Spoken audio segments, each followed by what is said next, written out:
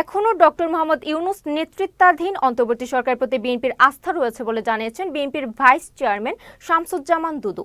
সকালে জাতীয় প্রেস ক্লাবে জিয়াউর রহমান সমাজ কল্যাণ পরিষদ আয়োজিত জাতীয় নির্বাচনের রোড ম্যাপ ঘোষণার দাবিতে নাগরিক সভায় কথা বলেন তিনি। এ সময় তিনি বলেন, একটি গোষ্ঠীর দেশকে পরিকল্পিতভাবে বিশৃঙ্খলা ও সংকটের দিকে ঠেলে দিচ্ছে।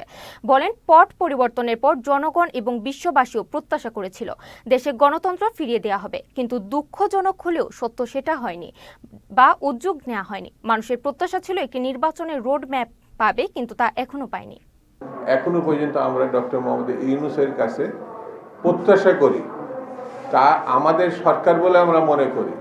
এদেশের রাজনৈতিক দলগুলো এখনো তার কাছ থেকে তার উপর থেকে সমর্থন প্রত্যাহার করে না। সেই জন্য তিনি অনতিবিলম্বে রোডম্যাপ ঘোষণা করে নির্বাচনের দিনক্ষণ ঘোষণা করবেন, এটা আমরা প্রত্যাশা করি।